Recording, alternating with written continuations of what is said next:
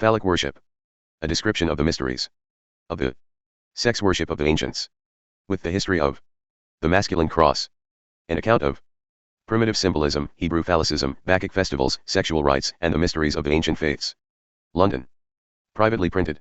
1880. Warning, empty page. Preface. The present somewhat slight sketch of a most interesting subject, whilst not claiming entire originality, yet embraces the cream, so to speak, of various learned works of great cost, some of which being issued for private circulation only, are almost unobtainable. During the past few years several books have been written upon Phallicism in conjunction with other kindred matters, but not devoting themselves entirely to one ancient mystery, the writers have only partially ventilated the subject. The present work seeks to obviate this failing by confining its attention entirely to the sex worship or Phallicism of the ancient world. Many of the topics have received only slight treatment, being little more than indicated, but the work will enable the reader to understand and possess the truth concerning the phallic worship of the ancients. Those who desire to know more, or to authenticate the statements and facts given in this book, should consult the large and important works of Payne Knight, Higgins, Taylor, Call, Inman, and other writers. It was intended to give with this volume a list of works and miscellaneous pieces written on the subject, but the length of the list prevented its being added. Warning, empty page. Phallic worship. Nature and sex worship. Sex worship has prevailed among all peoples of ancient times, sometimes contemporaneous and often mixed with star, serpent, and tree worship. The powers of nature were sexualized and endowed with the same feelings, passions, and performing the same functions as human beings. Among the ancients, whether the sun, the serpent, or the phallic emblem was worshipped, the idea was the same: the veneration of the generative principle. Thus we find a close relationship between the various mythologies of the ancient nations, and by a comparison of the creeds, ideas, and symbols, can see that they spring from the same source, namely, the worship of the forces and operations of nature, the original of which was doubtless sun worship. It is not necessary to prove that in primitive times the sun must have been worshipped under various names, and venerated as the creator, light, source of life, and the giver of food. In the earliest times the worship of the generative power was of the most simple and pure character, rude in manner, primitive in form, pure in idea, the homage of man to the supreme power, the author of life. Afterwards the worship became more depraved, a religion of feeling, sensuous bliss, corrupted by a priest who were not slow to take advantage of the state of affairs, and inculcated with it profligate and mysterious ceremonies, union of gods with women, religious prostitution and other degrading rites. Thus it was not long before the emblems lost their pure and simple meaning and became licentious statues and debased objects. Hence we have the depraved ceremonies at the worship of Bacchus, who became, not only the representative of the creative power, but the god of pleasure and licentiousness. The corrupted religion always found eager votaries, willing to be captives to a pleasant bondage by the impulse of physical bliss, as was the case in India and Egypt, and among the Phoenicians, Babylonians, Jews, and other nations. Sex worship once personified became the supreme and governing deity, enthroned as the ruling god over all, dissent therefrom was impious and punished. The priests of the worship compelled obedience, monarchs complied to the prevailing faith and became willing devotees to the shrines of Isis and Venus on the one hand, and of Bacchus and Priapus on the other, by appealing to the most animating passion of nature. Phallicism. This is the worship of the reproductive powers, the sexual appointments revered as the emblems of the creator.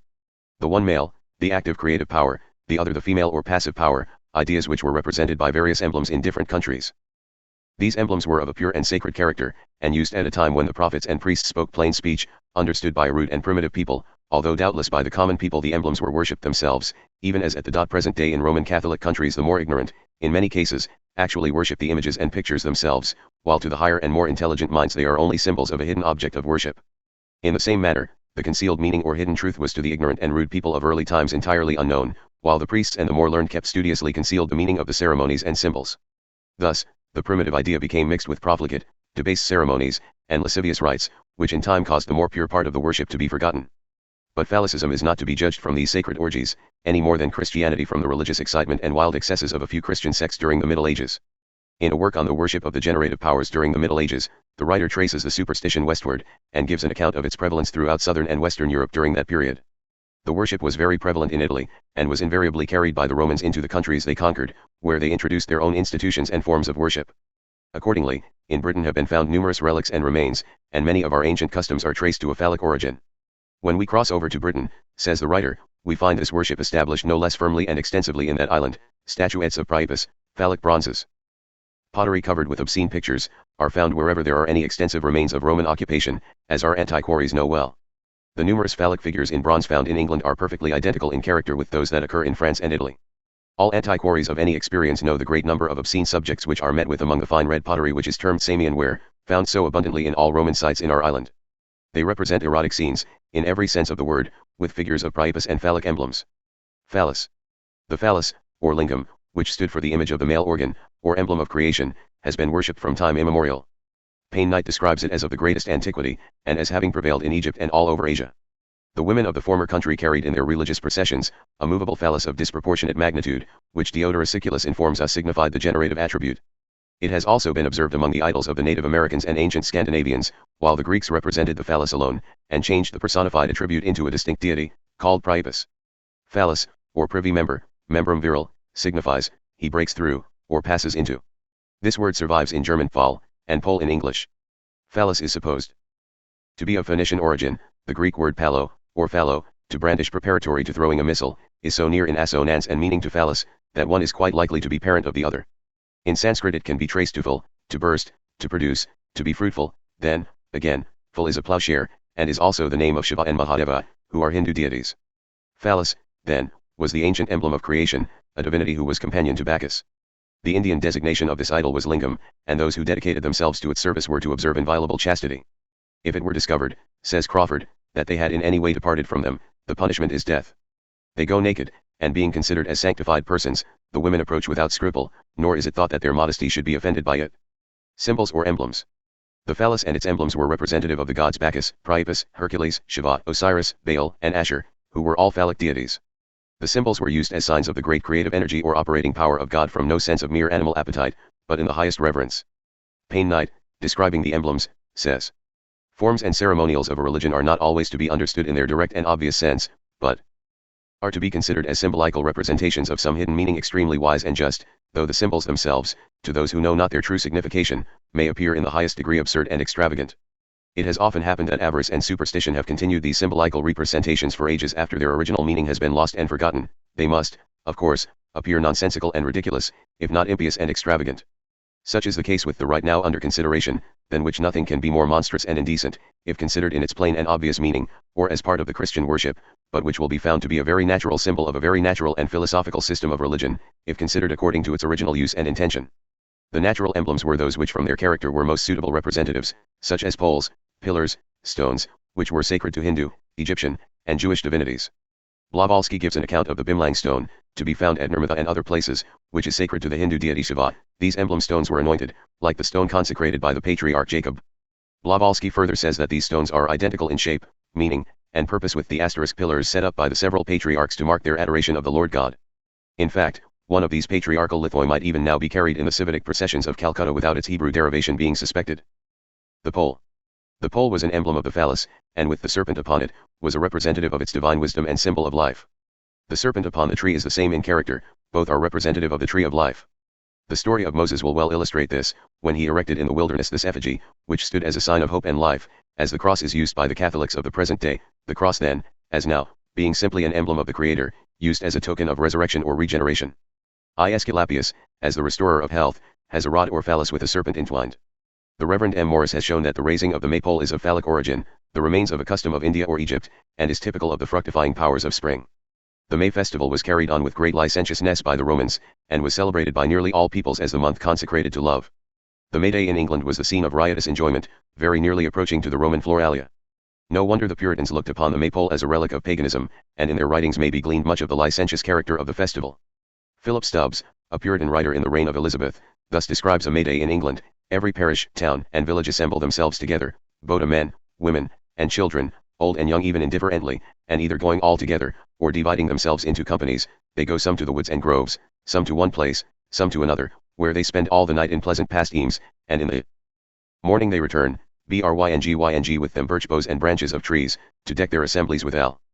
But their cheerest jewel they bryng from thence is their mighty pole, which they bryng home with great veneration, as thus, they have 20 or 40 yoke of oxen, every ox having a sweet nosegay of flowers placed on the tip of his homes, and these oxen draw home this mighty pole, this stinking idol rather, which is covered all over with flowers and herbs, bound round about with strings from the top to the bottom, and sometime painted with variable colors, with 200 or 300 men, women, and children, folioing it with great devotion.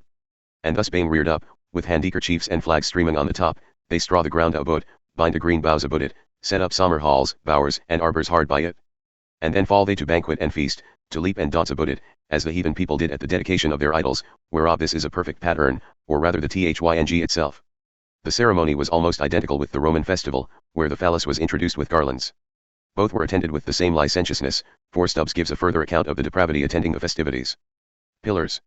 Another type of emblem was the stone pillar, remains of which still exist in the British Isles.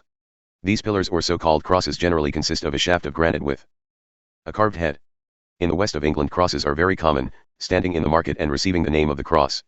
These stone pillars were first erected in honor of the phallic deity, and on the introduction of Christianity were not destroyed, but consecrated to the new faith, doubtless to honor the prejudices of the people. These monoliths abound in the highlands. They are stones set up on end, some 24 or 30 feet high, others higher or lower, and this sometimes where no such stones are to be quarried. We learn that the Bacchus of the Thebans was a pillar. The Assyrian Nebo was represented by a plain pillar, consecrated by anointing with oil. Arnobius gives an account of this practice, as also does Theophrastus, who speaks of it as a custom for a superstitious man, when he passed by these anointed stones in the streets to take out a phial of oil and pour it upon them, and having fallen on his knees to make his adorations, and so depart. In various parts of the Bible the pillar is referred to as of a sacred character, as in Isaiah 19:20, in that day shall there be an altar to Jehovah in the midst of the land of Egypt, and a pillar at the border thereof to Jehovah, and it should be for a sign and a witness to the Lord. The Orphic temples were doubtless emblems of the same principle of the mystic faiths of the ancients, the same as the Round Towers of Ireland, a history of which was collected by O'Brien, who describes the towers as temples constructed by the early Indian colonists of the country in honor of the fructifying principle of nature, emanating as was supposed from the sun, or the deity of desire instrumental in that principle of universal generativeness diffused throughout all nature. According to the same author these towers were very ancient, and of Phoenician origin, as similar towers have been found in Phoenicia. The Irish themselves, says O'Brien, designated them Baal Tower, that is the Tower of Baal. Baal was the name of the phallic deity, and the priest who attended them *Howie Baal Tower or superintendent of Baal Tower. This Baal was worshipped wherever the Phoenicians went, and was represented by a pillar or stone or similar objects. The stone that Jacob set up, and anointed as a rallying place for worship, became afterwards an object of worship to the Phoenicians. The earliest navigators of the world were the Phoenicians. They founded colonies and extended their commerce first to the Isles of the Mediterranean, from thence to Spain, and then to the British Isles. Historians have accorded to them the settlements of the most remote localities. They formed settlements in Cyprus, and Atticum, according to Josephus, was the principal settlement of the Tyrians upon this island. Strabo's testimony is, that the Phoenicians, even before Homer, had possessed themselves of the best part of Spain. Where the Phoenicians settled, there they introduced their religion, and it is in these countries we find the remains of ancient stone and pillar worship. Loggin stones, etc. Loggin stones are by Payne Knight considered as phallic emblems. Their remains, he says, are still extant, and appear to have been composed of a crone set into the ground, and another placed upon the point of it, and so nicely balanced that the wind could move it, though so ponderous that no human force, unaided by machinery, can displace it, whence they are called logging rocks and pendrous stones, as they were anciently living stones and stones of God, titles which differ very little in meaning from that on the Tyrian coins. Damascene saw several of them in the neighborhood of Heliopolis or Baalbek, in Syria, particularly one which was then moved by the wind, and they are equally found in the western extremities of Europe and the eastern extremities of Asia, in Britain and in China. Bryant mentions it as very usual among the Egyptians to place with much labor one vast stone upon another for a religious memorial. Such immense masses, being moved by causes seeming so inadequate, must naturally have conveyed the idea of spontaneous motion to ignorant observers, and persuaded them that they were animated by an emanation of the vital spirit, whence they were consulted as oracles, the responses of which could always be easily obtained by interpreting the different oscillatory movements into nods of approbation or dissent. Phallic emblems abounded at Heliopolis in Syria, and many other places, even in modern times. A physician, writing to Dr. Inman, says, "I was in Egypt last winter, 1865-66, and there certainly are numerous figures of gods and kings, on the walls of the temple at Thebes, depicted with the male genital erect. The great temple at Karnak is, in particular, full of such figures, and the temple of Danklisa likewise, though that is of much later date, and built merely in imitation of old Egyptian art. The same inspiring bas-reliefs are pointed out by Isaac B. XXIII 14. I remember one scene of a king, Ramses II, returning in triumph with captives, many of whom were undergoing the process of castration. Obelisks were also representative of the same emblem. Payne Knight mentions several terminating in a cross, which had exactly the appearance of one of those crosses erected in churchyards and at crossroads for the adoration of devout persons, when devotions were more prevalent than at present. Stones, pillars, obelisks, stumps of trees, upright stones have all the same signification, and are means by which the male element was symbolized. Triads. The triune idea is to be found in the system of almost every nation. All have their trinity in unity, 3 in 1, which can be distinctly recognized in the cross. The triad is the male or triple, the constitution of the 3 persons of most sacred Trinity forming the triune system. In the analysis of the subject by Rawlinson, we find the Trinity consisted of Ashur or Asher, associated with Anu and He or Hoa. Ashur, the supreme god of the Assyrians, represents the phallus or central organ or the linga, the membrum virile. The cognomen Anu was given to the right testis, while that of He designated the left. It was only natural that Ashur being deified, his appendages should be deified also.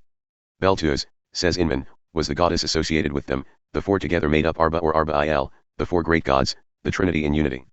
The idea thus broached receives great confirmation when we examine the particular stress laid in ancient times respecting the right and left side of the body in connection with the triad names given to offspring mentioned in the scriptures with the titles given to Anu and He.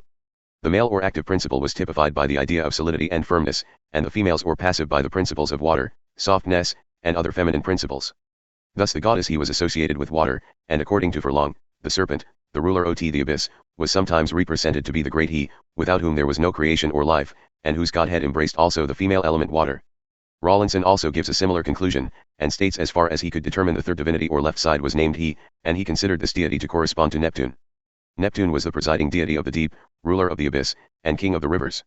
As Darwin and his co-tutors teach, mankind, in common with all animal life, originally sprung from the sea, so physiology teaches that each individual had origin in a pond of water.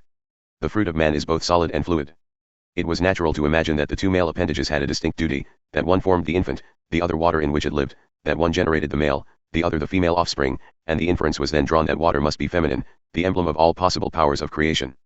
It will be seen that the names and signification of the gods and their attributes had no ideal meaning. Thus in Genesis XXX 13, we find Asher given as a personality, which signifies to be straight, upright, fortunate, happy. Asher was the supreme god of the Assyrians. The Vedic Mahadeva, the emblem of the human male structure and creative energy. The same idea of the creator is still to be seen in India, Egypt, Phoenicia, the Mediterranean, Europe, and Denmark, depicted on stone relics. To a rude and ignorant people, enslaved with such a religion, it was an easy step from the crude to the more refined sign, from the offensive to a more pictured and less obnoxious symbol, from the plain and self-evident to the mixed, disguised, and mystified, from the unclothed privy member to the cross. The cross. The triad, or trinity, has been traced to Phoenicia, Egypt, Japan, and India, the triple deities Ashur, Anu, and He forming the Tau. This mark of the Christians, Greeks, and Hebrews became the sign or type of the deities representing the phallic trinity, and in time became the figure of the cross. It is remarked by Payne Knight that the male organs of generation are sometimes found represented by signs of the same sort, which properly should be called the symbol of symbols. One of the most remarkable of these is a cross, in the form of the letter T, which thus served as the emblem of creation and generation before the Church adopted it as a sign of salvation. Another writer says, reverse the position of the triple deities Ashur, Anu, He, and we have the figure of the ancient Tau of the Christians, Greeks, and ancient Hebrews. It is one of the oldest conventional forms of phallic worship. 21. The cross.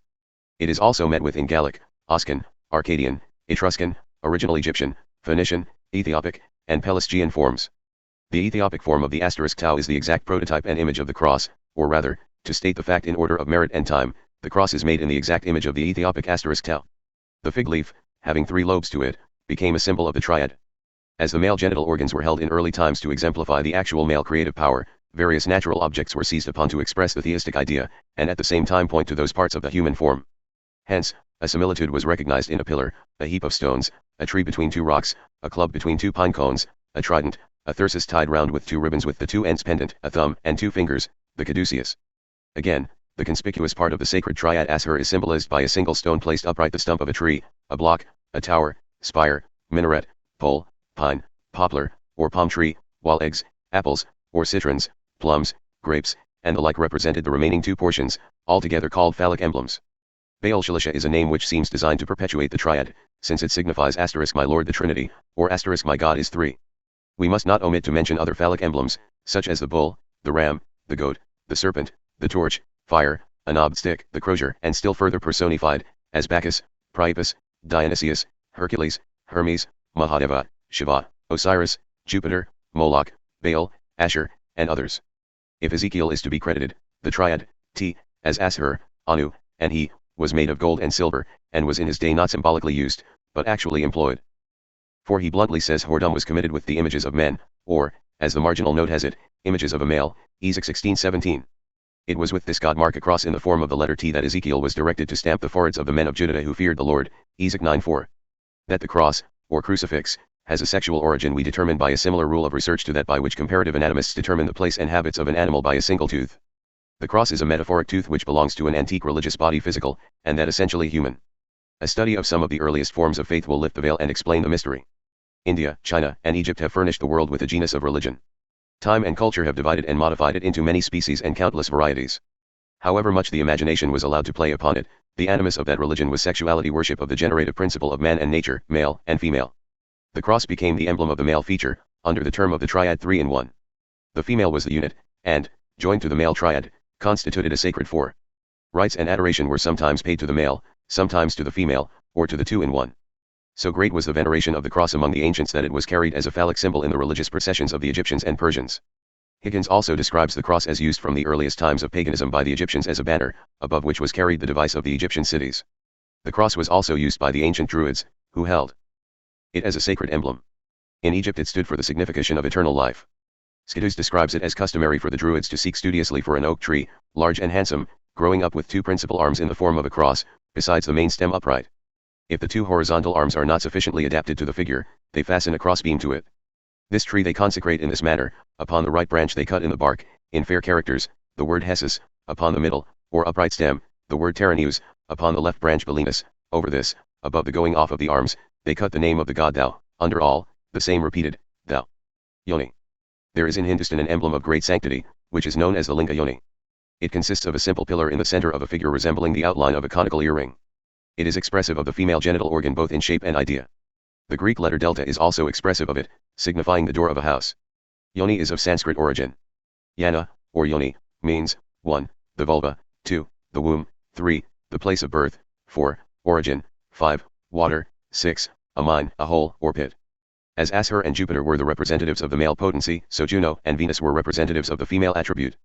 More, in his Oriental Fragments, says, Oriental writers have generally spelled the word *Yoni, which I prefer to write Ioni. As Lingam was the vocalized cognomen of the male organ, or deity, so Ioni was that of hers. Says R. P. Knight, the female organs of generation were revered as symbols of the generative powers of nature or of matter, as those of the male were of the generative powers of God. They are usually represented emblematically by the shell concho veneris, which was therefore worn by devout persons of antiquity, as it still continues to be by the pilgrims of many of the common people of Italy, on the worship of Preface, p. 28. If Ashur, the conspicuous feature of the male creator, is supplied with types and representative figures of himself, so the female feature is furnished with substitutes and typical imagery of herself. One of these is technically known as the sistrum of Isis.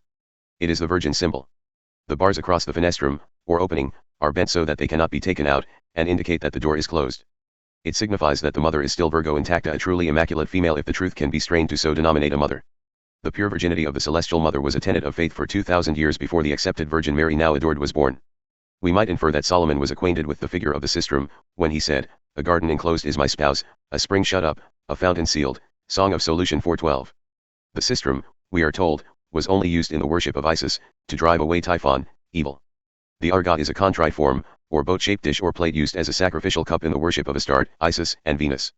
Its shape portrays its own significance. The argot and crux ansata were often seen on Egyptian monuments, and yet more frequently on bas-reliefs. Equivalent to Iao, or the Lingam, we find Ab, the Father, the Trinity, Ashur, Anu, He, Abraham, Adam, Esau, Edom, Ach, Soul, Helios, Greek for sun, Dionysius, Bacchus, Apollo, Hercules, Brahma, Vishnu, Shiva, Jupiter, Zeus, Hades, Adonis, Baal, Osiris, Thor, Odin, the cross, tower, spire, pillar, minaret, Tolman, and a host of others, while the Yoni was represented by Io, Isis, Astarte, Juno, Venus, Diana, Artemis, Aphrodite, Hera, Rhea, Cybele, Ceres, Eve, Freya, Frigga, the Queen of Heaven. The oval, the trough, the delta, the door, the ark, the ship, the chasm, a ring, a lozenge, cave, hole, pit. Celestial Virgin, and a number of other names. Lucian, who was an Assyrian, and visited the temple of Diassyria, near the Euphrates, says there are two phalli standing in the porch with this inscription on them: "These phalli I, Bacchus, dedicate to my stepmother Juno." The papal religion is essentially the feminine, and built on the ancient Chaldean basis. It clings to the female element in the person of the Virgin Mary. Naphtali, General XXX8, was a descendant of such worshippers, if there be any meaning in a concrete name. Bear in mind, names and pictures perpetuate the faith of many peoples. Neptoa is Hebrew for the vulva, and, A1 or L being God, one of the unavoidable renderings of Naphtali is the Yoni is my God, or I worship the Celestial Virgin. The Philistine towns generally had names strongly connected with sexual ideas. Ashdod, Isib or Esb, means fire, heat, and Dod means love, to love, boiled up, be agitated, the whole signifying the heat of love, or the fire which impels to union. Could not those people exclaim, "Our God is love"? I John 4:8. The amatory drift of Solomon's song is undisguised. Though the language is dressed in the habiliments of seeming decency, the burden of thought of most of it bears direct reference to the Linga Yoni. He makes a woman say, "He shall lie all night betwixt my breasts," S of Si 13. Again, of the Phallus, or Linga, she says, "I will go up the palm tree, I will take hold of the boughs thereof," 7:8. Palm tree and boughs are euphemisms of the male genitals. Hebrew Phallicism. The nation surrounding the Jews practicing the phallic rites and worshipping the phallic deities, it is not to be supposed that the Jews escaped their influence. It is indeed certain that the worship of the phallics was a great and important part of the Hebrew worship. This will be the more plainly seen when we bear in mind the importance given to circumcision as a covenant between God and man. Another equally suggestive custom among the patriarchs was the act of taking the oath, or making a sacred promise, which is commented upon by Dr. Ginzingberg in Kitto's Cyclopedia. He says, another primitive custom which obtained in the patriarchal age was, that the one who took the oath put his hand under the thigh of the adjurer, General XXIV2, and slay I-29. This practice evidently arose from the fact that the genital member, which is meant by the euphemistic expression thigh, was regarded as the most sacred part of the body, being the symbol of union in the tenderest relation of matrimonial life, and the seed whence all issue. Proceeds and the perpetuity so much coveted by the ancients. Compare General Sylvie. 26, Exodus I5, Judges 7. 30. Hence the creative organ became the symbol of the Creator, and the object of worship among all nations of antiquity. It is for this reason that God claimed it as a sign of the covenant between himself and his chosen people in the rite of circumcision. Nothing therefore could render the oath more solemn in those days than touching the symbol of creation, the sign of the covenant, and the source of that issue who may at any future period avenge the breaking a compact made with their progenitor. From this we learn that Abraham, himself a Chaldee, had reverence for the phallus as an emblem of the Creator. We also learn that the rite of circumcision touches phallic or linguistic worship. From Herodotus we are informed that the Syrians learned circumcision from the Egyptians, as did the Hebrews. Says Dr. Inman, I do not know anything which illustrates the difference between ancient and modern times more than the frequency with which circumcision is spoken of in the sacred books, and the carefulness with which the subject is avoided now. The mutilation of male captives, as practiced by Saul and David, was another custom among the worshippers of Baal, Asher, and other phallic deities. The practice was to debase the victims and render them unfit to take part in the worship and mysteries. Some idea can be formed of the esteem in which people in former times cherished the male or phallic emblems of creative power when we note the sway that power exercised over them. If these organs were lost or disabled, the unfortunate one was unfit to meet in the congregation of the Lord, and disqualified to minister in the holy temples. Excessive punishment was inflicted upon the person who had the temerity to injure the sacred structure. If a woman were guilty of inflicting injury, her hand was cut off without pity, Deuteronomy XXV12. The great object of veneration in the Ark of the Covenant was doubtless a phallic emblem, a symbol of the preservation of the germ of life. In the historical and prophetic books of the Old Testament we have repeated evidence that the Hebrew worship was a mixture of paganism and Judaism, and that Jehovah was worshipped in connection with other deities. Hezekiah is recorded in 2 Kings 18. 3. To have removed the high places, and broken the images, and cut down the groves, Asherah, and broken in pieces the brazen serpent that Moses had made, for unto those days the children of Israel did burn incense to it. The Asherah, or sacred groves here alluded to are named from the goddess Ashtaroth, which Dr. Smith describes as the proper name of the goddess, while Asherah is the name of the image of the goddess. Rawlinson, in his 5 Great Monarchies of the Ancient World, describes Asherah to imply something that stood straight up, and probably its essential element was the stem of a tree, an analogy suggestive of the Assyrian emblem of the tree of life of the scriptures. This stem, which stood for the emblem of life, was probably a pillar, or phallus, like the lingi of the Hindus, sometimes erected in a grove or sacred hollow, signifying the Yoni and lingi. We read in 2 Kings XXI. 7, that Manasseh set up a graven image in the grove, and, according to Dr. Ord, the older reading is in 2 Chronicles XXXIII. 7, 15, where it is an image or pillar. During the reigns of the Jewish kings, the worship of Baal, the Priapus of the Greeks and Romans, was extensively practiced by the Jews. Pillars and groves were reared in his name. In front of the temple of Baal, in Samaria, was erected an Asherah, I Kings 16:31, 32, which even survived the temple itself, for although Jehu destroyed the temple of Baal, he allowed the Asherah to remain, 2 Kings X18, 19, 13:6. Bernstein, in an important work on the origin of the legends of Abraham, Isaac, and Jacob, undoubtedly proves that during the monarchical period of Israel, the sanguinary wars and violent conflicts between the two kingdoms of Judah and Israel were between the Elohistic and Jehovahite faiths, kept alive by the priesthood at the chief places of worship, concerning the true patriarch, and each party manufacturing and inserting legends to give a more ancient and important part to its own faith. It is not at all improbable that the conflict was between the two portions of the phallic faith, the Lingam and Yoni parties. The cause of this conflict was the erection of the consecrated stones or pillars which were put up by the Hebrews as objects of divine worship. The altar erected by Jacob at Bethel was a pillar, for according to Bernstein the word altar can only be used for the erection of a pillar. Jacob likewise set up a matzebah, or pillar of stone, in Gilead, and finally he set one up upon the tomb of Rachel. A great portion of the facts have been suppressed by the translators, who have given to the world histories which have glossed over the ancient rites and practices of the Jews. An instance is given by Furlong on the important word rock or stone, a phallic emblem to which the Jews address their devotions.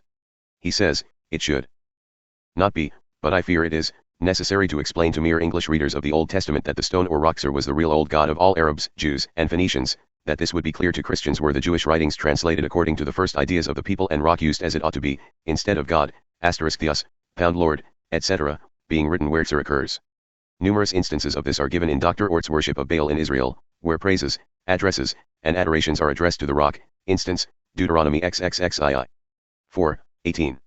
Stone pillars were also used by the Hebrews as a memorial of a sacred covenant, for we find Jacob setting up a pillar as a witness, that he would not pass over it. Connected with this pillar worship is the ceremony of anointing by pouring oil upon the pillar, as practiced by Jacob at Bethel. According to Sir W. Forbes, in his Oriental Memoirs, the pouring of oil upon a stone is practiced at this day upon many a shapeless stone throughout Hindustan. Toland gives a similar account of the Druids as practicing the same rite, and describes many of the stones found in England as having a cavity at the top made to receive the offering. The worship of Baal, like the worship of Preface, was attended with prostitution, and we find the Jews having a similar custom to the Babylonians. Payne Knight gives the following account of it in his work: the women of every rank and condition held it to be an indispensable duty of religion to prostitute themselves once in their lives in her temple to any stranger who came and offered money, which, whether little or much, was accepted, and applied to a sacred purpose. Women sat in the temple of Venus awaiting the selection of the stranger, who had the liberty of choosing whom he liked. A woman once seated must remain until she has been selected by a piece of silver being cast into her lap, and the rite performed outside the temple. Similar customs existed in Armenia, Phrygia, and even in Palestine, and were a feature of the worship of Baal Peor. The Hebrew prophets described and denounced these excesses, which had the same characteristics as the rites of the Babylonian priesthood. The identical custom is referred to in Isam 2:22, where the sons of Eli lay with the women that assembled at the door of the tabernacle of the congregation. Words and history corroborate each other, or are apt to do so if contemporaneous. Thus Kadesh, or Kaash, designate in Hebrew a consecrated one, and history tells the unworthy tale in descriptive plainness, as will be shown in the sequel. That the religion was dominating and imperative is determined by Deuteronomy 17:12, where presumptuous refusal to listen to the priest was death to the offender. To us it is inconceivable that the indulgence of passion could be associated with religion, but so it was. Much as it is covered over by altered words and substituted expressions in the Bible, an example of which see men for male organ, Ezek 16:17, it yet stands out offensively bold. The words expressive of sanctuary, consecrated, and sodomite, are in the Hebrew essentially the same. They indicate the passion of amatory devotion. It is among the Hindus of today as it was in Greece and Italy of classic times, and we find that holy women is a title given to those who devote their bodies to be used for hire, the price of which hire goes to the service of the temple. As a general rule, we may assume that priests who make or expound the laws, which they declare to be from God, are men, and, consequently, through all time, have thought, and do think, of the gratification of the masculine half of humanity. The ancient and modern Orientals are not exceptions. They lay it down as a momentous fact that virginity is the most precious of all the possessions of a woman, and, being so, it ought, in some way or other, to be devoted to God. Throughout India, and also through the densely inhabited parts of Asia, and modern Turkey, there is a class of females who dedicate themselves to the service of the deity whom they adore, and the rewards accruing from their prostitution are devoted to the service of the temple and the priests officiating therein. The temples of the Hindus in the Deccan possessed their establishments. They had bands of consecrated dancing girls called the women of the idol, selected in their infancy by the priests for the beauty of their persons, and trained up with every elegant accomplishment that could render them attractive. We also find David and the daughters of Shiloh performing a wild and enticing dance. Likewise we have the leaping of the prophets of Baal. It is again significant that a great proportion of Bible names relate to divine, sexual, generative, or creative power, such as Allah, the strong one; Ariel, the strong Jas is El; Amase, Yah is firm; Asher, the male or the upright organ; Elijah, El is Yah; Eliab, the strong father; Elisha, El is upright; Era, the strong one; the hero; Aram, high, or, to be uncovered; Baal Shalisha, my Lord the Trinity, or my God is three; Ben Zohet, son of firmness; Kaman, the erect one; Kainan, he stands upright. These are only a few of the many names of a similar signification. It will be seen, from what has been given, that the Jews, like the Phoenicians, if they were not the same, had the same ceremonies, rites, and gods as the surrounding nations, but enough has been said to show that phallic worship was much practiced by the Jews. It was very doubtful whether the Jehovah worship was not of a monotheistic character, but those who desire to have a further insight into the mysteries of the wars between the tribes should consult Bernstein's valuable work, Earth Mother. The following interesting chapter is taken from a valuable book issued a few years ago anonymously. Mother Earth is a legitimate expression, only of the most general type. Religious genius gave the female quality to the earth with a special meaning. When once the idea obtained that our world was feminine, it was easy to induce the faithful to believe that natural chasms were typical of that part which characterizes woman. As at birth the new being emerges from the mother, so it was supposed that emergence from a terrestrial cleft was equivalent to a new birth. In direct proportion to the resemblance between the sign and the thing signified was the sacredness of the chink, and the amount of virtue which was imparted by passing through it. From natural caverns being considered holy, the veneration for apertures in stones, as being equally symbolical, was a natural. See. Transition. Holes, such as we refer to, are still to be seen in those structures which are called Druidical, both in the British Isles and in India. It is impossible to say when these first arose. It is certain that they survive in India to this day. We recognize the existence of the emblem among the Jews in Isaiah Lii, in the charge to look to the hole of the pit whence ye are digged. We have also an indication that chasms were symbolical among the same people in Isaiah 5, where the wicked among the Jews were described as inflaming themselves with idols under every green tree, and slaying the children in the valleys under the clefts of the rocks. It is possible that the hole in the wall, Ezekiel 8:7, had a similar signification. In modern Rome, in the vestibule of the church close to the Temple of Vesta, I have seen a large perforated stone, in the hole of which the ancient Romans are said to have placed their hands when they swore a solemn oath, in imitation, or, rather, a counterpart, of Abraham swearing his servant upon his thigh, that is the male organ. Higgins dwells upon these holes, and says, these stones are so placed as to have a hole under them, through which devotees passed for religious purposes. There is one of the same kind in Ireland, called St. Deca's stone. In the mass of rocks at Bramhane Crags there is a place made for the devotees to pass through. We read in the accounts of Hindustan that there is a very celebrated place in Upper India, to which immense numbers of pilgrims go, to pass through a place in the mountains called the Cow's Belly. In the island of Bombay, at Malabar Hill, there is a rock upon the surface of which there is a natural crevice, which communicates with a cavity opening below. This place is used by the Gentos as a purification of their sins, which they say is effected by their going in at the opening below, and emerging at the cavity above born again. The ceremony is in such high repute in the neighboring countries that the famous Konagi Angria ventured by stealth, one night, upon the island, on purpose to perform the ceremony, and got off undiscovered. The early Christians gave them a bad name, as if from envy. They called these holes Cuni Diaboli, Anacalypsis, p. 346. Bacchanalia and Liberalia festivals. The Romans called the feasts of Bacchus, Bacchanalia, and Liberalia, because Bacchus and Liber were the names for the same god, although the festivals were celebrated at different times and in a somewhat different manner. The latter, according to Pain Night, was celebrated on the 17th of March, with the most licentious gaiety, when an image of the phallus was carried openly in triumph. These festivities were more particularly celebrated among the rural or agricultural population, who, when the preparatory labor of the agriculturist was over, celebrated with joyful activity nature's reproductive powers, which in due time was to bring forth the fruits. During the festival a car containing a huge phallus was drawn along accompanied by its worshippers, who indulged in obscene songs and dances of wild and extravagant character. The gravest and proudest matrons suddenly laid aside their decency and ran screaming among the woods and hills half naked, with dishevelled hair, interwoven with which were pieces of ivy or vine. The Bacchanalian feasts were celebrated in the latter part of October when the harvest was completed.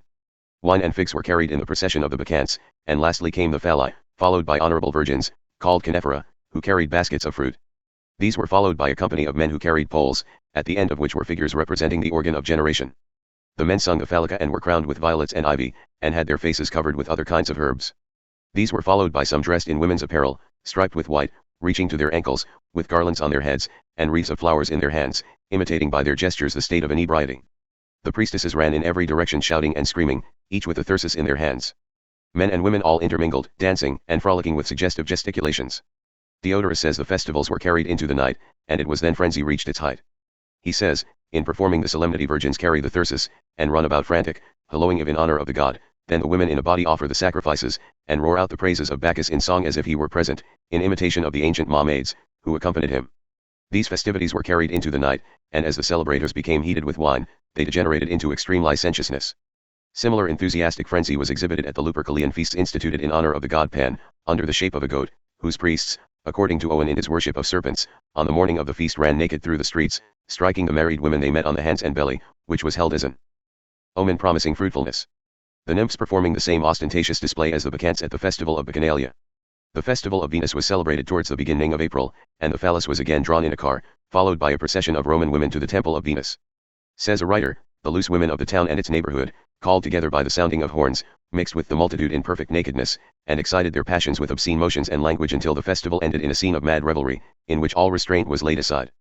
It is said that these festivals took their rise from Egypt, from whence they were brought into Greece by Metampus, where the triumph of Osiris was celebrated with secret rites, and from thence the Bacchanals drew their original, and from the feasts instituted by Isis came the orgies of Bacchus. Druid and Hebrew faiths. It seems not at all improbable that the deities worshipped by the ancient Britons and the Irish, were no other than the phallic deities of the ancient Syrians and Greeks, and also the Baal of the Hebrews. Dionysius Perigides, who lived in the time of Augustus Caesar, states that the rites of Bacchus were celebrated in the British Isles, while Strabo, who lived in the time of Augustus and Tiberius, asserts that a much earlier writer described the worship of the Cabiri to have come originally from Phoenicia. Higgins, in his History of the Druids, says, the supreme god above the rest was called Sodok and Baal. The name of Baal is found both in Wales, Gaul, and Germany, and is the same as the Hebrew Baal. The same god, according to O'Brien, was the chief deity of the Irish, in whose honor the round towers were erected, which structures the ancient Irish themselves designated Baal Toir, or the Towers of Baal. In Numbers, XXII, will be found a mention of a similar pillar consecrated to Baa. Many of the same customs and superstitions that existed among the Druids and ancient Irish, will likewise be found among the Israelites. On the first day of May, The Irish made great fires in honor of Baal, likewise offering him sacrifices. A similar account is given of a custom of the Druids by Toland. In an account of the festival of the fires, he says, on May Day Eve the Druids made prodigious fires on these urns, which being everyone in sight of some other, could not but afford a glorious show over a whole nation.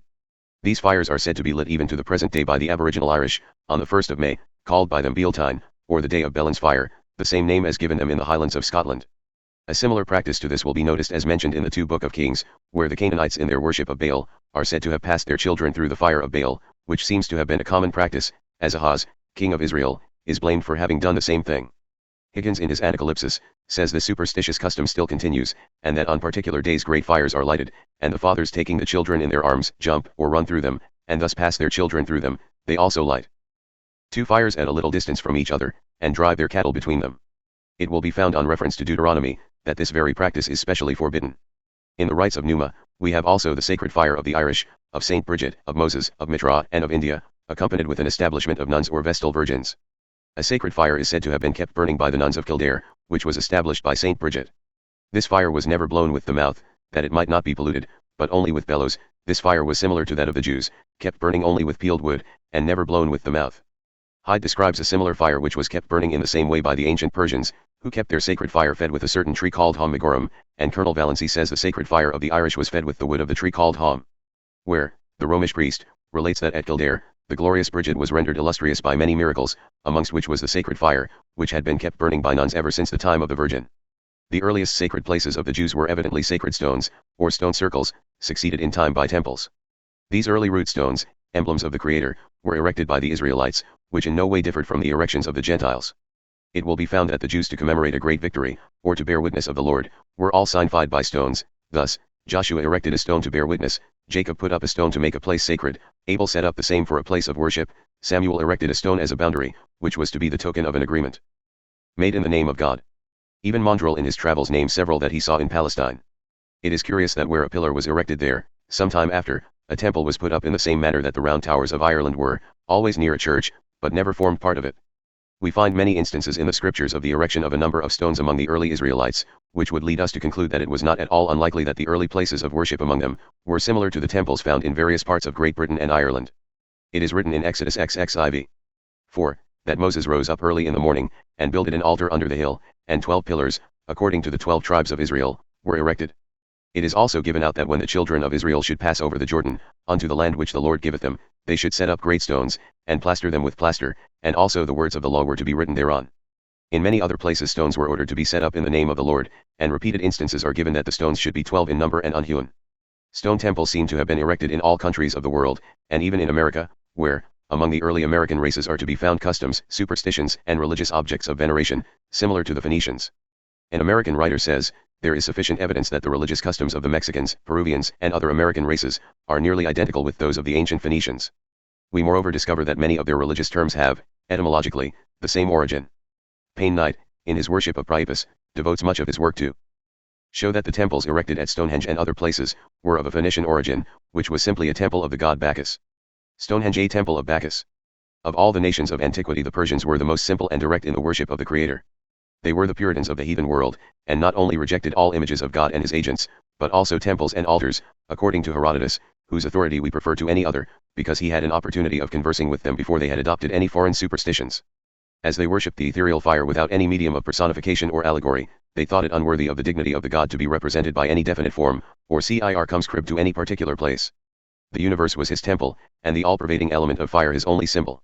The Greeks appear originally to have held similar opinions, for they were long without statues, and Pausanias speaks of a temple at Sicyon, built by Adrastus, who lived in an age before the Trojan War, which consisted of columns only, without wall or roof, like the Celtic temples of our northern ancestors, or the Phoroethia of the Persians, which were circles of stones in the center of which was kindled the sacred fire, the symbol of the god.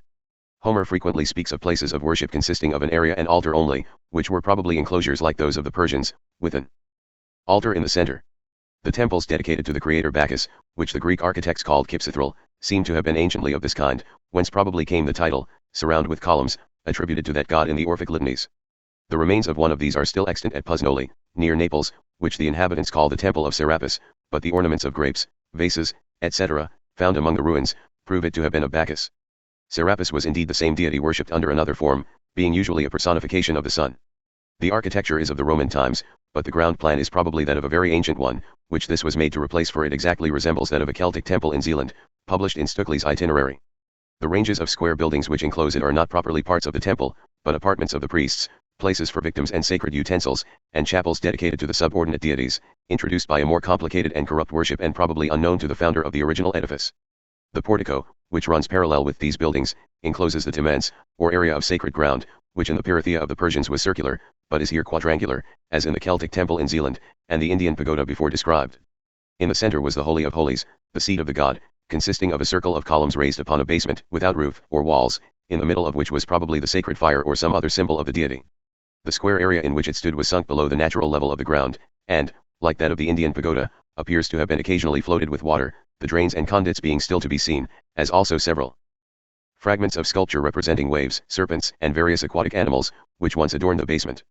The Bacchus here worshipped, was, as we learn from the Orphic hymn above cited, the sun in his character of extinguisher of the fires which once pervaded the earth. He is supposed to have done this by exhaling the waters of the ocean and scattering them over the land, which was thus supposed to have acquired its proper temperature and fertility. For this reason the sacred fire, the essential image of the god, was surrounded by the element which was principally employed in giving effect to the beneficial exertions of the great attribute. From a passage of Hecaticus, preserved by Diodorus Siculus, it seems evident that Stonehenge and all the monuments of the same kind found in the north, belong to the same religion which appears at some remote period to have prevailed over the whole northern hemisphere. According to that ancient historian, the Hyperboreans inhabited an island beyond Gaul, as large as Sicily, in which Apollo was worshipped in a circular temple considerable for its sicarity and riches. Apollo, we know, in the language of the Greeks of that age, can mean no other than the sun, which according to Caesar was worshipped by the Germans, when they knew of no other deities except fire and the moon. The island can evidently be no other than Britain, which at that time was only known to the Greeks by the vague reports of the Phoenician mariners, and so uncertain and obscure that Herodotus, the most inquisitive and credulous of historians, doubts of its existence. The circular temple of the sun being noticed in such slight and imperfect accounts, proves that it must have been something singular and important, for if it had been an inconsiderable structure, it would not have been mentioned at all, and if there had been many such in the country, the historian would not have employed the singular number. Stonehenge has certainly been a circular temple, nearly the same as that already described of the Bacchus at Puznoli, except that in the latter the nice execution and beautiful symmetry of the parts are in every respect the reverse of the rude but majestic simplicity of the former. In the original design they differ but in the form of the area. It may therefore be reasonably supposed that we have still the ruins of the identical temple described by Hecaticus, who, being an Asiatic Greek, might have received his information from Phoenician merchants, who had visited the interior parts of Britain when trading there for tin. Anacrobius mentions a temple of the same kind and form, upon Mount Zilmissus, in Thrace, dedicated to the sun under the title of Bacchus Sprasius. The large obelisks of stone found in many parts of the north, such as those at Rudstone, and near Boroughbridge, in Yorkshire, belong to the same religion, obelisks being, as Pliny observes, sacred to the sun, whose rays they represented both by their form and name. Pagan knights worship of Preface. Buns and religious cakes. Says Hislop, the hot cross buns of Good Friday, and the dyed eggs of Pasch or Easter Sunday, figured in the Chaldean rites just as they do now. The buns known, too, by that identical name, were used in the worship of the Queen of Heaven, the goddess Easter, Ishtar or Astarte, as early as the days of Cecrops, the founder of Athens, 1,500 years before the Christian era. One species of bread, says Bryant, which used to be offered to the gods, was of great antiquity, and called bound Diogenes mentioned * they were made of flour and honey. It appears that Jeremiah the prophet was familiar with this lecherous worship. He says, the children gather wood, the fathers kindle the fire, and the women knead the dough to make cakes to the Queen of Heaven, J. 7, 18. Hislop does not add that the buns offered to the Queen of Heaven, and in sacrifices to other deities, were framed in the shape of the sexual organs, but that they were so in ancient limes we have abundance of evidence. Martial distinctly speaks of such things in two epigrams, first, wherein the male organ is spoken of, second, wherein the female part is commemorated, the cakes being made of the finest flour, and kept especially for the palate of the fair one. Captain Wilford, Asiatic Researches, 8, p. 365, says, when the people of Syracuse were sacrificing to goddesses, they offered cakes called moloi, shaped like the female organ, and in some temples where the priestesses were probably ventriloquists, they so far imposed on the credulous multitude who came to adore the vulva as to make them believe that it spoke and gave oracles. We can understand how such things were allowed in licentious Rome, but we can scarcely comprehend how they were tolerated in Christian Europe, as, to all innocent surprise we find they were, from the second part of the remains of the worship of Priapus, that in Saintonge, in the neighborhood of La Rochelle, small cakes baked in. 46. Phallic worship. The form of the phallus are made as offerings at Easter, carried and presented from house to house. Elora states that in his time the festival of Palm Sunday, in the town of Saints, was called El Fete de Pins Feast of the Privy Members, and that during its continuance the women and children carried in the procession a phallus made of bread, which they called a pinna, at the end of their palm branches. These pins were subsequently blessed by priests, and carefully preserved by the women during the year. Palm Sunday. 1 Palm, it is to be remembered, is a euphemism of the male organ, and it is curious to see it united with the phallus in Christendom. Elora also says that, in some of the earlier indite French books on cookery, receipts are given for making cakes of the salacious form in question, which are broadly named. He further tells us those cakes symbolized the male, in Lower Limousin, and especially at Brives, while the female emblem was adopted at Clermont, in Auvergne, and other places. The Ark and Good Friday. The Ark of the Covenant was a most sacred symbol in the worship of the Jews, and like the sacred boat, or Ark of Osiris, contained the symbol of the principle of life, or creative power. The symbol was preserved with great veneration in a miniature tabernacle, which was considered the special and sanctified abode of the god. In size and manner of construction, the Ark of the Jews and the sacred chest of Osiris of the Egyptians were exactly alike, and were carried in processions in a similar manner. The Ark or chest of Osiris was attended by the priests, and was borne on the shoulders of men by means of staves. The Ark, when taken from the temple, was placed upon a table, or stand, made expressly for the purpose, and was attended by a procession similar to that which followed the Jewish Ark. According to Faber, the Ark was a symbol of the earth or female principle, containing the germ of all animated nature, and regarded as the great mother whence all tilings sprung. Thus the Ark, earth, and goddess, were represented by common symbols, and spoken of in the Old Testament as the Asherah. The sacred emblems carried in the Ark of the Egyptians were the phallus, the egg, and the serpent, the first representing the sun, fire, and male or generative principle, the creator, the second, the passive, or female, the germ of all animated things, the preserver, and the last, the destroyer, the three of the sacred Trinity.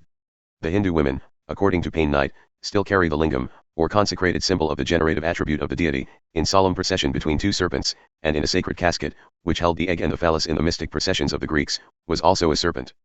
The Ark, says Faber, was reverenced in all the ancient religions. It was often represented in the form of a boat, or ship, as well as an oblong chest. The rites of the Druids, with those of Phoenicia and Hindustan, show that an ark, chest, cell, boat, or cavern, held an important place in their mysteries. In the story of Osiris, like that of the Shiva, will be found the reason for the emblem being carried in the sacred chest, and the explanation of one of the mysteries of the Egyptian priests. It is said that Osiris was torn to pieces by the wicked Typhon, who after cutting up the body, distributed the parts over the earth.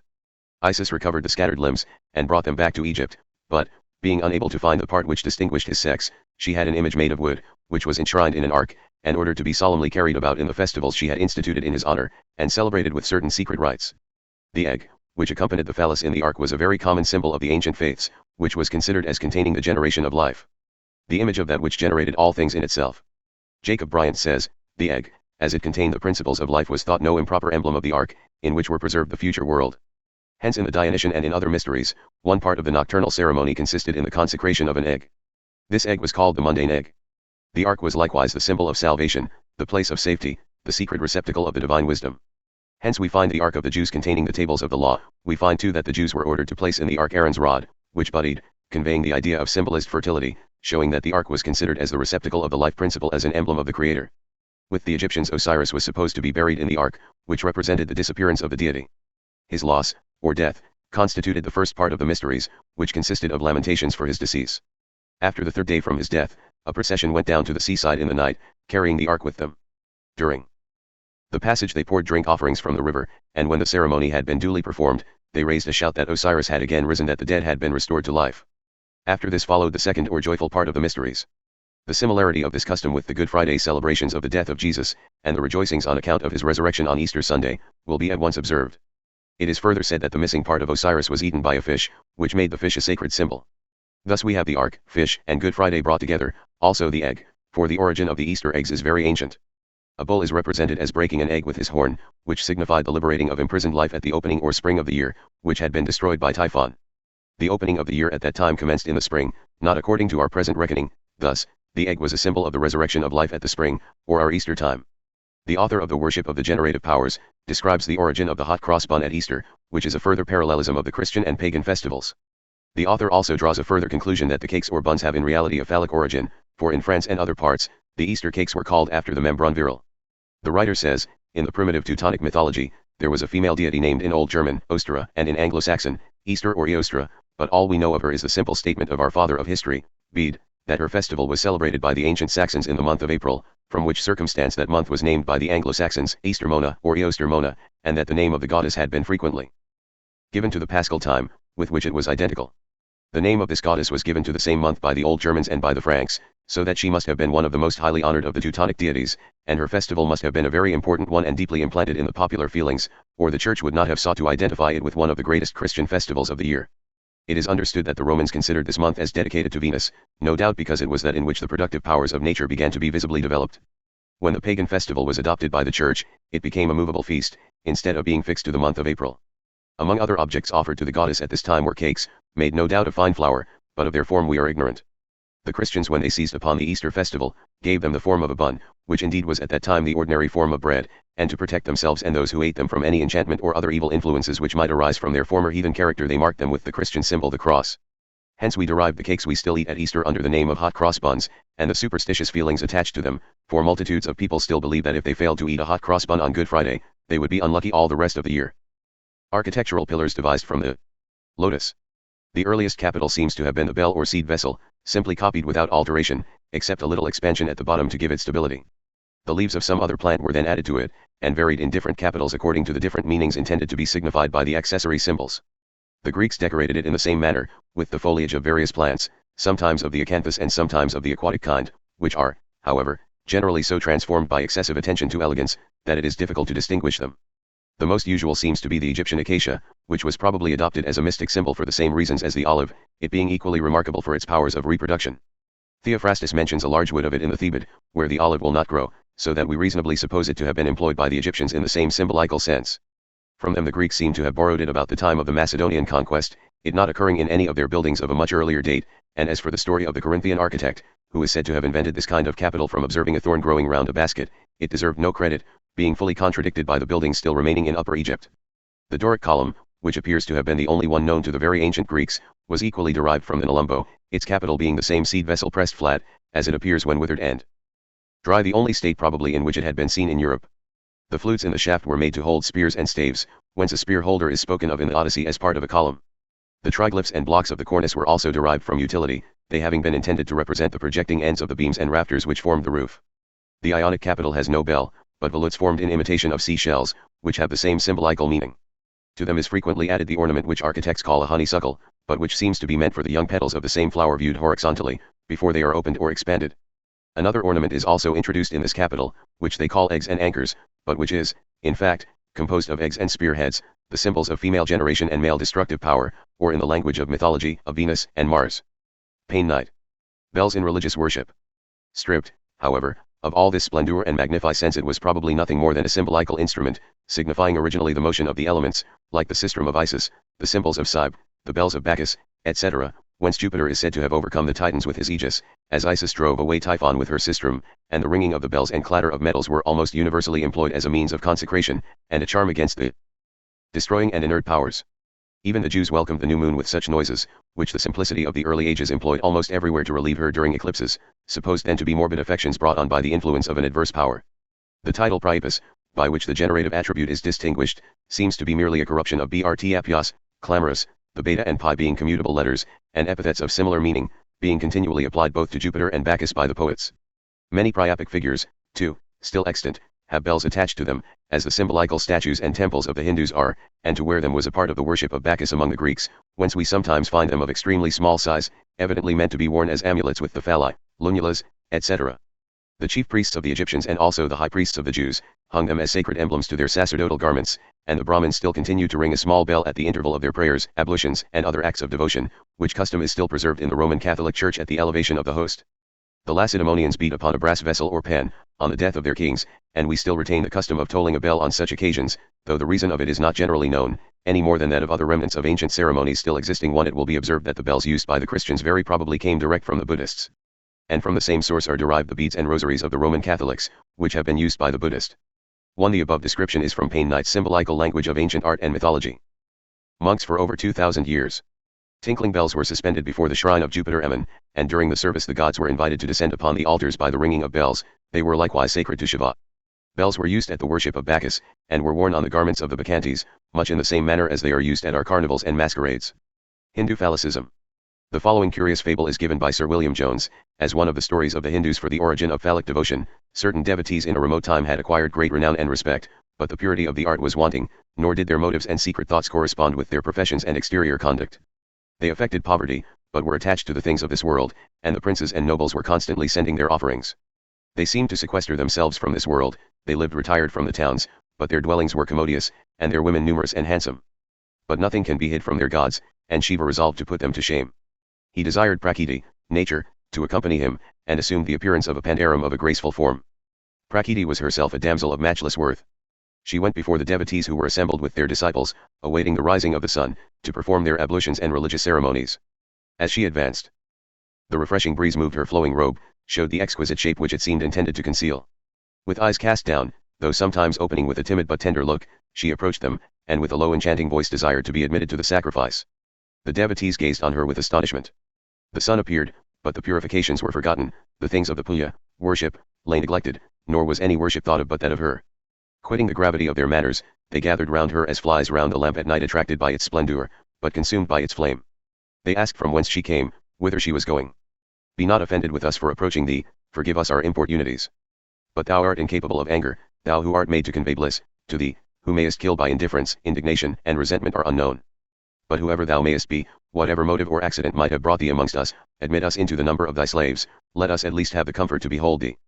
Here the words faltered on the lip, and the soul seemed ready to take its flight, the vow was forgotten, and the policy of years destroyed.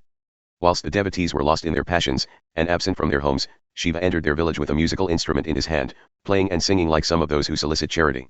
At the sound of his voice, the women immediately quitted their occupation, they ran to see from whom it came. He was as beautiful as Krishan on the plains of Mathura.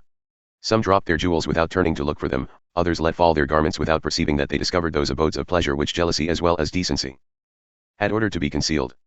All pressed forward with their offerings, all wished to speak, all wished to be taken notice of, and bringing flowers and scattering them before him, said, Askest thou alms, thou who are made to govern hearts? Thou whose countenance is as fresh as the morning, whose voice is the voice of pleasure, and a breath like that of Vasant, spring, in the opening of the rose. Stay with us and we will serve thee, not will we trouble thy repose, but only be zealous how to please thee. The pandaram continued to play, and sung the loves of Kama, god of love, of Krishan, and the Gopya, and smiling the gentle smiles of fond desire. But the desire of repose succeeds the waste of pleasure. Sleep closed the eyes and lulled the senses. In the morning the pandaram was gone. When they awoke they looked round with astonishment, and again cast their eyes on the ground. Some directed to those who had formerly been remarked for their scrupulous manners, but their faces were covered with their veils. After sitting a while in silence they arose and went back to their houses, with slow and troubled steps. The devotees returned about the same time from their wanderings after Prakriti. The days that followed were days of embarrassment and shame. If the women had failed in their modesty, the devotees had broken their vows. They were vexed at their weakness, they were sorry for what they had done, yet the tender sigh sometimes broke forth, and the eyes often turned to where the men first saw the maid, the women, the pandaram. But the women began to perceive that what the devotees foretold came not to pass. Their disciples, in consequence, neglected to attend them, and the offerings from the princes and nobles became less frequent than before. They then performed various penances, they sought for secret places among the woods unfrequented by man, and having at last shut their eyes from the things of this world, retired within themselves in deep meditation, that Shiva was the author of their misfortunes. Their understanding being imperfect, instead of bowing the head with humility, they were inflamed with anger, instead of contrition for their hypocrisy, they sought for vengeance. They performed new sacrifices and incantations, which were only allowed to have effect in the end, to show the extreme folly of man in not submitting to the will of heaven. Their incantations produced a tiger, whose mouth was like a cavern and his voice like thunder among the mountains. They sent him against Shiva, who with Prakriti was amusing himself in the vale. He smiled at their weakness, and killing the tiger at one blow with his club, he covered himself with his skin. Seeing themselves frustrated in this attempt, the devotees had recourse to another, and sent serpents against him of the most deadly kind, but on approaching him they became harmless, and he twisted them round his neck. They then sent their curses and imprecations against him, but they all recoiled upon themselves. Not yet disheartened by all these disappointments, they collected all their prayers, their penances, their charities, and other good works, the most acceptable sacrifices, and demanding in return only vengeance against Shiva, they sent a fire to destroy his genital parts.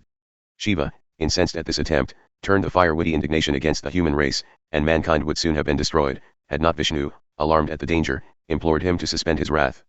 At his entreaties, Shiva relented, but it was ordained that in his temples those parts should be worshipped, which the false doctrines had impiously attempted to destroy. The Cross and Rosary. The key which is still worn with the priapic hand, as an amulet, by the women of Italy appears to have been an emblem of the equivocal use of the name, as the language of that country implies. Of the same kind, too, appears to have been the cross in the form of the letter tau, attached to a circle, which many of the figures of Egyptian deities, both male and female, carry in their left hand, and by the Syrians, Phoenicians, and other inhabitants of Asia, representing the planet Venus, worshipped by them as the emblem or image of that goddess. The cross in this form is sometimes observable on coins, and several of them were found in a temple of Serapis, demolished at the general destruction of those edifices by the Emperor Theodosius, and were said by the Christian antiquaries of that time to signify the future life. In solemn sacrifices, All the Lapland idols were marked with it from the blood of the victims, and it occurs on many runic ornaments found in Sweden and Denmark, which are of an age long anterior to the approach of Christianity to those countries, and probably to its appearance in the world. On some of the early coins of the Phoenicians, we find it attached to a chaplet of beads placed in a circle, so as to form a complete rosary, such as the lamas of Tibet and China, the Hindus, and the Roman Catholics now tell over while they pray. Beads. Beads were anciently used to reckon time, and a circle, being a line without termination, was the natural emblem of its perpetual continuity, whence we often find circles of beads upon the heads of deities, and enclosing the sacred symbols upon coins and other monuments. Perforated beads are also frequently found in tombs, both in the northern and southern parts of Europe and Asia, whence are fragments of the chaplets of consecration buried with the deceased. The simple diadem, or fillet, worn round the head as a mark of sovereignty, had a similar meaning, and was originally confined to the statues of deities and deified personages, as we find it upon the most ancient coins. Chryses, the priest of Apollo, in the Iliad, brings the diadem, or sacred fillet, of the god upon his scepter, as the most imposing and invocable emblem of sanctity, but no mention is made of its being worn by kings in either of the Homeric poems, nor of any other ensign of temporal power and command, except the royal staff or scepter. The lotus. The double sex typified by the arga and its contents is by the Hindus represented by the mimphoi or lotus, floating like a boat on the boundless ocean, where the whole plant signifies both the earth and the two principles of its fecundation. The germ is both Meru and the Linga, the petals and filaments are the mountains, which encircle Meru, and are also a type of the Yoni. The leaves of the calyx are the four vast regions to the cardinal points of Meru, and the leaves of the plant are the dwipas or isles round the land of Jambu. As this plant or lily was probably the most celebrated of all the vegetable creation among the mystics of the ancient world, and is to be found in thousands of the most beautiful and sacred paintings of the Christians of this day, I detain my reader with a few observations respecting it. This is the more necessary as it appears that the priests have now lost the meaning of it, at least this is the case with every one of whom I have made inquiry, but it is like many other very odd things, probably understood in the Vatican, or the crypt of St. Peter's. Maurice says that among the different plants which ornament our globe, there is not one which has received so much honor from man as the lotus or lily, in whose consecrated bosom Brahma was born, and Osiris delighted to float. This is the sublime, the hallowed symbol that eternally occurs in Oriental mythology, and in truth not without reason, for it is itself a lovely prodigy. Throughout all the northern hemispheres it was everywhere held in profound veneration, and from Savary we learn that the veneration is yet continued among the modern Egyptians. And we find that it still continues to receive the respect if not the adoration of a great part of the Christian world, unconscious, perhaps, of the original reason of this conduct. Higgins's Anacalypsis. The following is an account given of it by Payne Knight, in his curious dissertation on phallic worship. The lotus is the Nelumbo of Linnaeus. This plant grows in the water, among its broad leaves puts forth a flower, in the center of which is formed the seed vessel, shaped like a bell or inverted cone, and perforated on the top with little cavities or cells, in which the seeds grow. The orifices of these cells being too small to let the seeds drop out when ripe, they shoot forth into new plants in the places where trinae are formed, the bulb of the vessel serving as a matrix to nourish them, until they acquire such a degree of magnitude as to burst it open and release themselves, after which, like other aquatic weeds, they take root wherever the current deposits them. This plant, therefore, being thus productive of itself, and vegetating from its own matrix, without being fostered in the earth, was naturally adopted as the symbol of the productive power of the waters, upon which the active spirit of the Creator operated in giving life and vegetation, to matter. We accordingly find it employed in every part of the northern hemisphere, where the symbolical religion, improperly called idolatry, does or ever did prevail. The sacred images of Rhe Tartars, Japanese, and Indians are almost placed upon it, of which numerous instances occur in the publications of Xemphur, Sun Arat, etc. The Brahma of India is represented as sitting upon his lotus throne, and the figure upon the Isaac table holds the stem of this plant surmounted by the seed vessel in one hand, and the cross representing the male organs of generation in the other, thus signifying the universal power, both active and passive, attributed to that goddess. Nimrod says, the lotus is a well-known allegory, of which the expansive calyx represents the ship of the gods floating on the surface of the water, and the erect flower arising out of it, the mast thereof. The one was the galley or cockboat, and the other the mast of Kokon, but as the ship was Isis or Magna Mater, the female principle, and the mast in it the male deity, these parts of the flower came to have certain other significations, which seem to have been as well known at Samosata as at Benares. This plant was also used in the sacred offices of the Jewish religion. In the ornaments of the Temple of Solomon, the lotus or lily is often seen. The figure of Isis is frequently represented holding the stem of the plant in one hand, and the cross and circle in the other. Columns and capitals resembling the plant are still existing among the ruins of Thebes, in Egypt, and the island of Ilbilisi. The Chinese goddess, Pusa, is represented sitting upon the lotus, called in that country Lin, with many arms, having symbols signifying the various operations of nature, while similar attributes are expressed in the Scandinavian goddess Isa or Dissa. The lotus is also a prominent symbol in Hindu and Egyptian cosmogony. This plant appears to have the same tendency with the Sphinx, of marking the connection between that which produces and that which is produced. The Egyptian Ceres, Virgo, bears in her hand the blue lotus, which plant is acknowledged to be the emblem of celestial love so frequently seen mounted on the back of Leo in the ancient remains. The following is a translation of the Purana relating to the cosmogony of the Hindus, and will be found interesting as showing the importance attached to the lotus in the worship of the ancients. We find Brahma emerging from the lotus. The whole universe was dark and covered with water. On this primeval water did Bhagavath, God, in a masculine form, repose for the space of one kalpo, 1,000 years, after which period the intention of creating other beings for his own wise purposes became predominant in the mind of the great creator. In the first place, by his sovereign will was produced the flower of the lotus. Afterwards, by the same will, was brought to light the form of Brahma from the said flower. Brahma, emerging from the cup of the lotus, looked round on all the four sides, and beheld from the eyes of his foreheads an immeasurable expanse of water.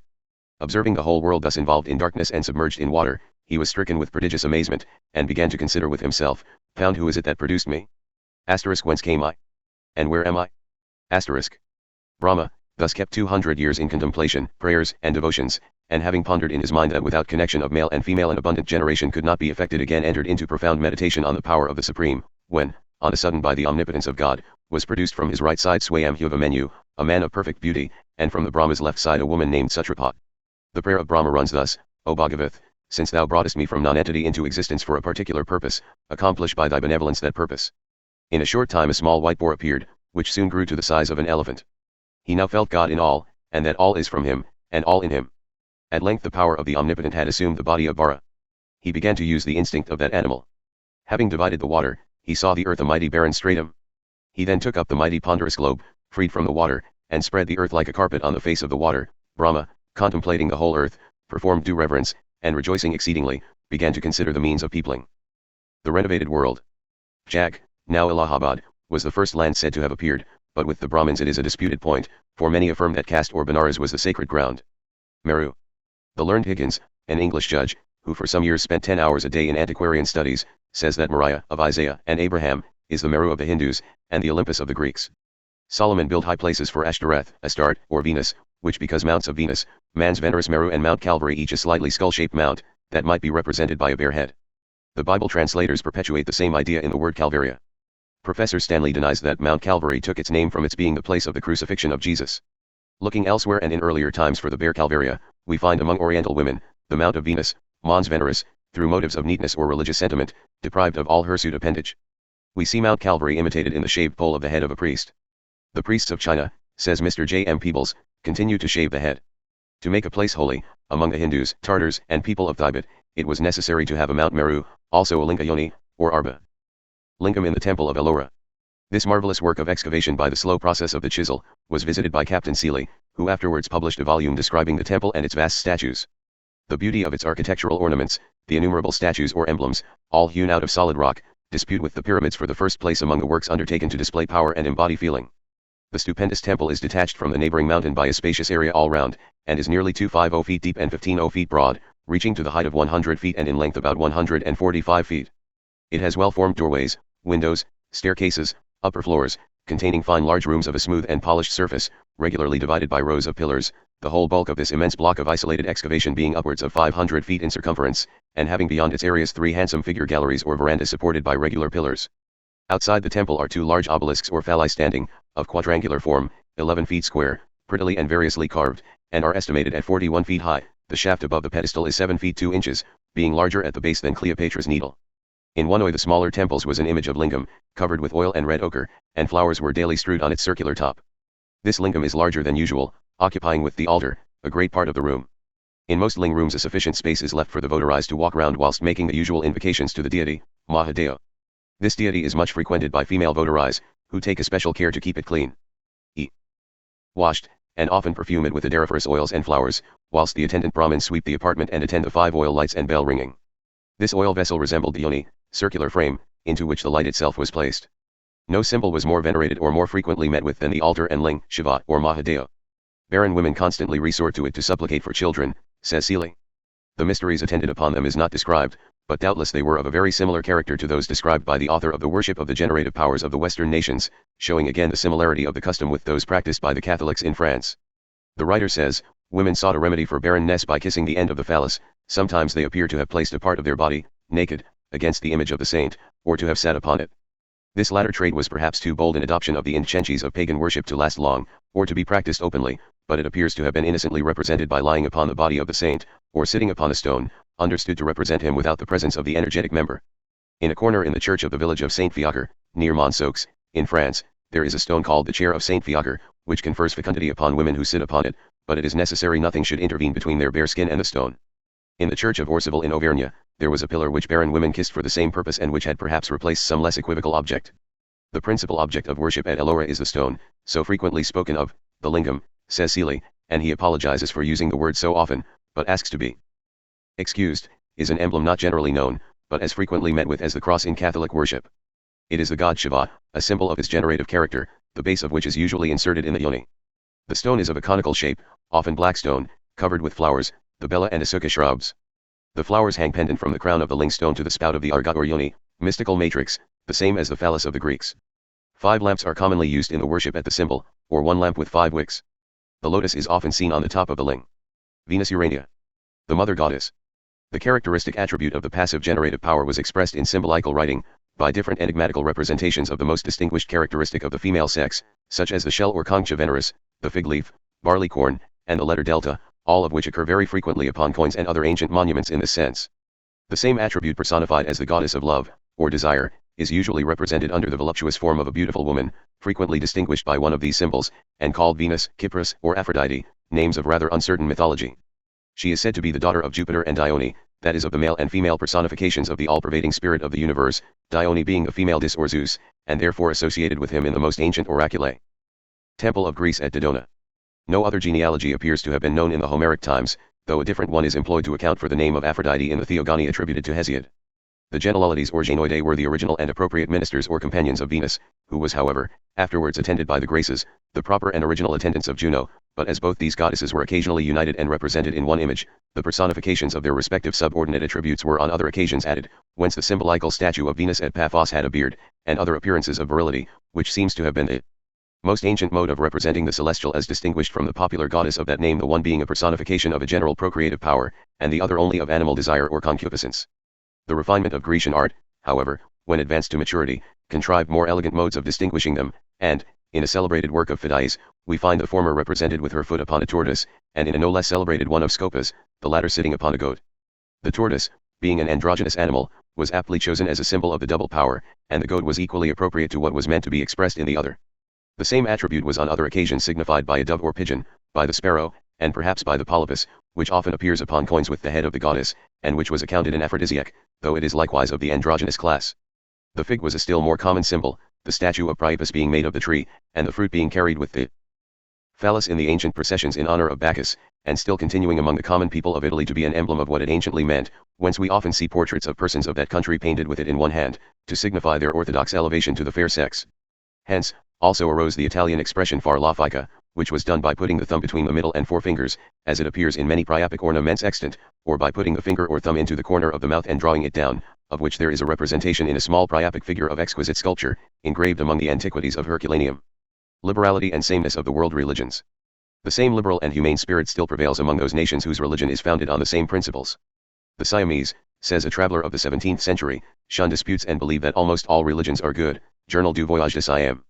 When the ambassador of Louis XIV asked their king, in his master's name, to embrace Christianity, he replied, that it was strange that the king of France should interest himself so much in an affair which concerns only God, whilst he, whom it did concern, seemed to leave it wholly to our discretion. Had it been agreeable to the Creator that all nations should have had the same form of worship, would it not have been as easy to his omnipotence to have created all men with the same sentiments and dispositions, and to have inspired them with the same notions of the true religion, as to endow them with such different tempers and inclinations? Ought they not rather to believe that the true God has as much pleasure in being honored by a variety of forms and ceremonies, as in being praised and glorified by a number of different creatures? Or why should that beauty and variety, so admirable in the natural order of things, be less admirable or less worthy of the wisdom of God in the supernatural? The Hindus profess exactly the same opinion. They would readily admit the truth of the gospel, says a very learned writer long resident among them, but they contend that it is perfectly consistent with their Shastras. The deity, they say, has appeared innumerable times in many parts of this world and in all worlds, for the salvation of his creatures, and we adore, they say, the same God, to whom our several worships, though different in form, are equally acceptable if they be sincere in substance. The Chinese sacrifice to the spirits of the air, the mountains and the rivers, while the emperor himself sacrifices to the sovereign Lord of heaven, to whom all these spirits are subordinate, and from whom they are derived.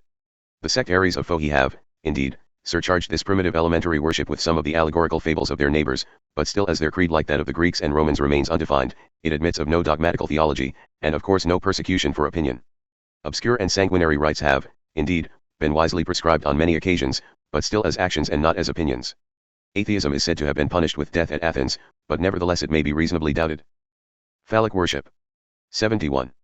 Whether the atheism, against which the citizens of that republic expressed such fury, consisted in a denial of the existence of the gods, for diagram Oras, who was obliged to fly for this crime, was accused of revealing and calumniating the doctrines taught in the mysteries, and from the opinions ascribed to Socrates, there is reason to believe that his offense was of the same kind, though he had not been initiated.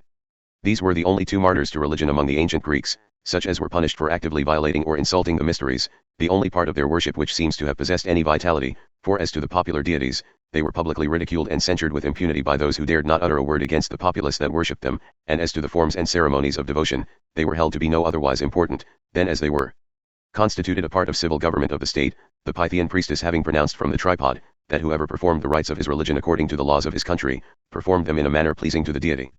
Hence the Romans made no alterations in the religious institutions of any of the conquered countries, but allowed the inhabitants to be as absurd and extravagant as they pleased, and to enforce their absurdities and extravagances wherever they had any pre-existing laws in their favor.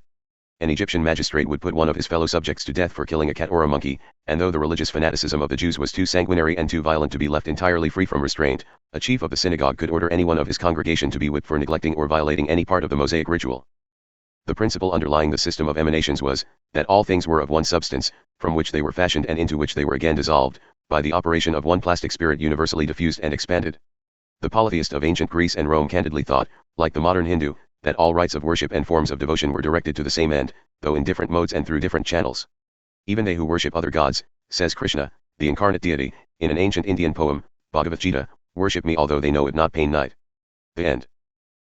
This has been a production by The Mental Chemist, for study and education. Copyright 2023.